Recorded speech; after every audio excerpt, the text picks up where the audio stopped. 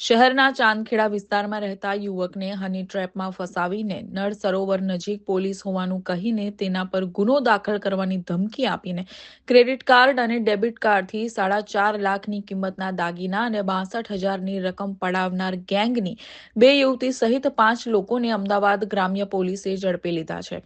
જામનગરના ધ્રોલ અને રાજકોટમાં રહેતી આ ગેંગ દ્વારા અગાઉ પણ અનેક લોકોને ટાર્ગેટ કરાયાની શક્યતાને આધારે પોલીસે તપાસ હાથ ધરી છે. શહેરના ચાંદખેડામાં રહેતા અને એક વીમા કંપનીમાં સિનિયર મેનેજર તરીકે ફરજ બજાવતા 45 વર્ષના વ્યક્તિએ થોડા મહિના પહેલા ફ્રેન્ડ બનાવવા માટેની એક મોબાઈલ એપ્લિકેશન ડાઉનલોડ કરી હતી, જેમાં તે જીયા પટેલ નામની યુવતીના સંપર્કમાં આવ્યો. આ યુવતીએ તેને મળવાની ઈચ્છા વ્યક્ત કરી 22મી નવેમ્બરે તેની કાર લઈને ઉજાલા સર્કલ પાસે ગયો હતો, જ્યાંથી તે યુવતી સાથે રાજકોટ હાઈવે પર એક હોટેલમાં જતો હતો. પરંતુ યુવતીએ તેને નળ સરોવર તરફ કાર લેવાનું કહીને ચોક્કસ જગ્યાએ ઊભી રાખવાનું કહ્યું હતું, જેથી તેની વાતમાં આવીને તેણે કારને ઊભી રાખી. આ સમયે એક વ્યક્તિ ત્યાં આવ્યો અને તેણે પોલીસની ઓળખ આપીને મોબાઈલ ફોન અને પર્સ લઈ લીધું, જેમાં પોલીસે જાનકી, નાસિર, કૌસર પિંજારા, રાજ કોટાઈ અને સાહિલ વાઘેલાને ઝડપીને દાગીના, રોકડ સહિતનો મુદ્દામાલ જપ્ત કર્યો છે. પોલીસને પ્રાથમિક તપાસમાં જાણવા મળ્યું કે આરોપીઓએ અગાઉ પણ અનેક લોકોને હની ટ્રેપ કરીને મોટા પ્રમાણમાં રકમ પડાવી છે. આ અંગે પોલીસે વધુ તપાસ હાથ ધરી છે. 4-5 દિવસ પહેલા हमारे पास एक 6 દિવસ પહેલા हमारे पास एक ફરિયાદી આવ્યો હતો કે એની હની ટ્રેપની બધી સ્ટોરી એક બતાવી હતી.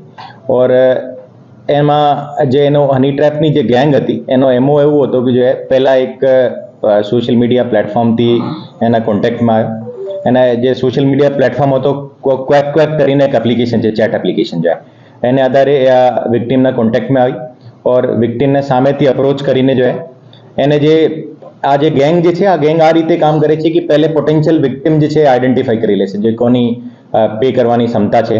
આ રીતે જો આ ક્વેક પર એને સામેથી અપ્રોચ કર્યો और પછી એને વચ્ચે આપસમાં વાતચીત સ્ટાર્ટ થઈ और એકબીજાના નંબર એક્સચેન્જ થયા और પછી એને મળવાની જે પ્લાન બનાવ્યો હતો और પછી એ એકબીજા સાથે જે લોંગ ડ્રાઈવ પર ગયા હતા और નળ સરોવરના નજીકમાં જઈને આ જે એમાં મુખ્ય આરોપી જે કૌસર ઉર્ફે જીયા જે છે આ ધ્રોળની રહેવાસી છે, આ એની ગેંગના બીજા માણસોને ફોન કરીને ત્યાં બોલાવી લીધા હતા. और એ ગેંગના જે બીજા માણસો ત્યાં જઈને પોતાની ઓળખ જે પોલીસના રીતે આપીને और એને ત્યાં માર માર્યો હતો और પછી ત્યાંથી એમને એક બીજી જગ્યાએ લઈ ગયા હતા और ત્યાંથી જુદી જુદી જગ્યા પર જઈને એના ડેબિટ કાર્ડ અને ક્રેડિટ કાર્ડથી જો એક જ્વેલરી શોપથી શોપિંગ કરી હતી, પછી કેશ જો છે એટીએમ કાર્ડથી કેશ કઢાવ્યો હતો और આ રીતે જો લગભગ 5 લાખને આસપાસ જો એને ટોટલ પૈસા એનાથી એની એટલી જો એક રીતે આ લૂંટ કરી હતી. એને પોલીસ એને ખોટા ગુનામાં ફસાવવાનો જો આ ધાક ધમકી આપીને और પછી આ જે ગેંગ હતી આ ગેંગ આખી ધ્રોળ બાજુની છે, જામનગરની. और આ રીતે પોટેન્શિયલ વિક્ટિમ આઈડેન્ટિફાઈ કરતી હોય એમાં જે ટોટલ 5 આરોપી અમે અટક કર્યા છે, જેમાં 2 મહિલાઓ છે. જે મહિલા એ જાનકી કરીને મહિલા છે જે પોતાની ઓળખ જે પોલીસ ઇન્સ્પેક્ટર રીતે આપી હતી और કૌસર ઉર્ફે જીયા જે છે આ એની ગર્લફ્રેન્ડ રીતે જો એક્ટ કર્યો હતો.